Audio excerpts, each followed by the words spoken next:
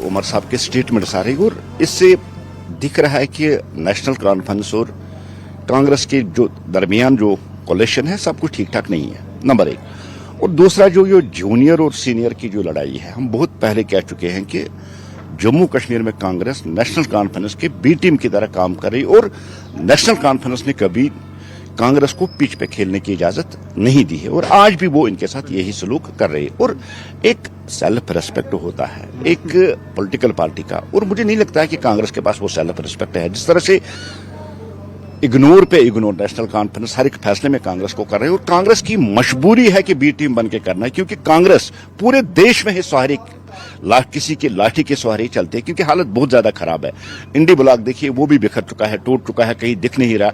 Issueless उनकी जो politics है, डायरेक्शन उनकी पॉलिटिक्स है और हार पे हार उनको मिल रही है। आप बिहार उठा के देखिए, आप दूसरी बार हम देखिए वहां इंडिया गठबंधन है वो डहरा। और जम्मू कश्मीर आते आते इंडी गठबंधन की यह हालत है कि नेशनल कॉन्फ्रेंस और कांग्रेस जिन्होंने गवर्नमेंट फार्म की थी और बड़े बड़े दावे जो इन लोगों ने किए हैं वो जमीन पे कहीं नहीं दिख रहे। और कांग्रेस की मजबूरी यह है कि कांग्रेस का वजूद और कांग्रेस की जो इमेज है वो खत्म हो चुकी है पूरे देश के साथ जम्मू कश्मीर। अब कांग्रेस की मजबूरी है नेशनल कॉन्फ्रेंस के बी टीम की तरह से उनके साथ रहने की और काम करने की, क्योंकि लेकिन एक चीज जो कहीं ना कहीं हमें दिख रहा है कि सेल्फ रेस्पेक्ट जिस तरह से एक पॉलिटिकल पार्टी के पास होती है, इतनी ह्यूमिलेशन इतनी बेइज्जती के बाद कांग्रेस का नेशनल कॉन्फ्रेंस के दामन के साथ टिके रहना, मुझे नहीं पता है इसके पीछे कांग्रेस की क्या मजबूरी और कांग्रेस क्या मकसद है। लेकिन जहां तक हम देखें जो रिलेशन कोलिशन धर्म जिसको हम कहते हैं, वो कोलिशन धर्म कहीं दिख नहीं रहा है नेशनल कॉन्फ्रेंस और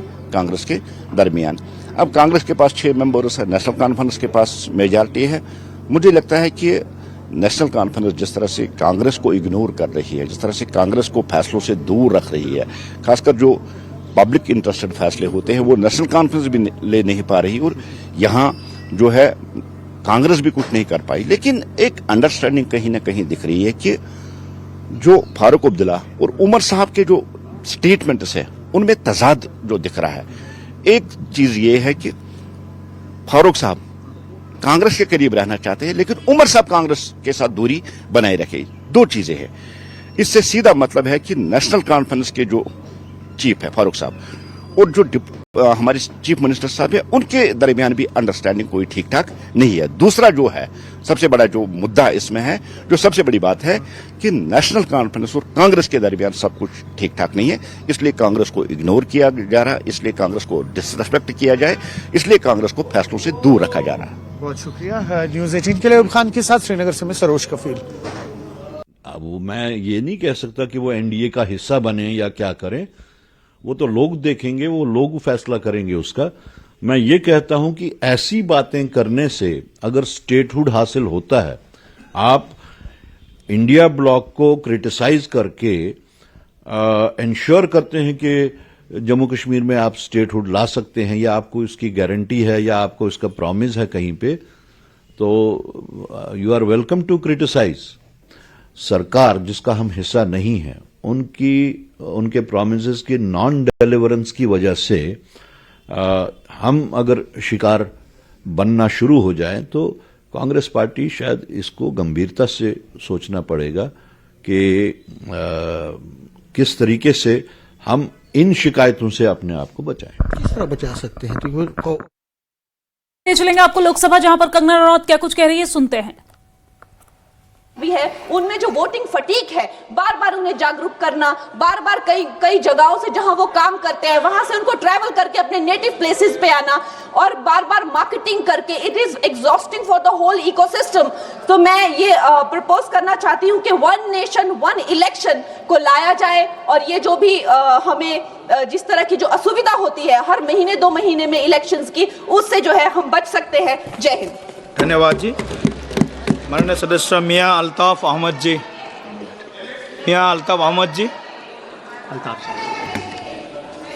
सर, आपका बहुत बहुत शुक्रिया, मुझे यहाँ पे टाइम मिला। हमारा मुल्क हिंदुस्तान पूरी दुनिया में अपनी जमहूरियत के लिए मशहूर है और ये जमहूरियत जो है ये मुमकिन तब हुई जब यहाँ के इलेक्शन साफ सुथरे हुए। दुनिया ये हिंदुस्तान को जमहूरी मुल्क इसलिए मान रही थी कि हमेशा हमारे इलेक्शन पे कभी किसी ने उंगली नहीं उठाई। पूरी दुनिया में ये लग रहा था कि ये पूरे तरीके से ट्रांसपेरेंट तरीके से होते हैं, साफ और शफाफ तरीके से होते हैं।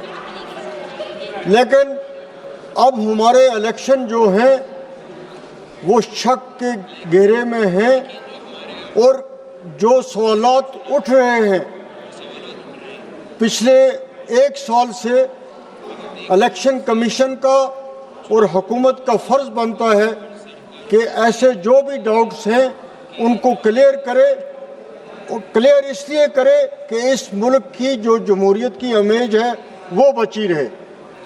इसके साथ साथ ही आज के इस वक्त में जब सियासी निज़ाम जो है, पॉलिटिकल सिस्टम जो है, उस पे इस किस्म के इल्ज़ाम लग रहे हैं, बातें हो रही हैं, तो आप एक अच्छी हुकूमत नहीं कर सकते। आज ब्यूरोक्रेसी इतनी स्ट्रांग है इंडिया में, चाहे वो स्टेट्स हों या सेंटर हों, और वहाँ पर जब हर स्टेट में आप ये एक ऐसा शुबा पैदा हो कि यहाँ इलेक्शन साफ सुथरे नहीं होते, तो फिर एक कंट्रोल भी अच्छा नहीं रहता, फिर एक निज़ाम भी अच्छा नहीं रहता। इसलिए हमें हर वो कदम उठाना चाहिए जिससे इलेक्शन के इस प्रोसेस पे कोई भी किसी किस्म की भी शक ना रहे।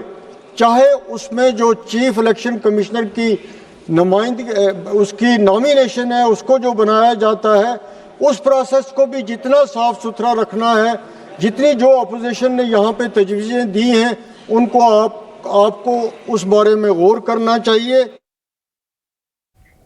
तो नेशनल कॉन्फ्रेंस से सांसद हैं मियां अल्ताफ, इनको सुन रहे थे आप, जहां पर लोकसभा में जम्मू कश्मीर के मुद्दा को रखते नजर आए।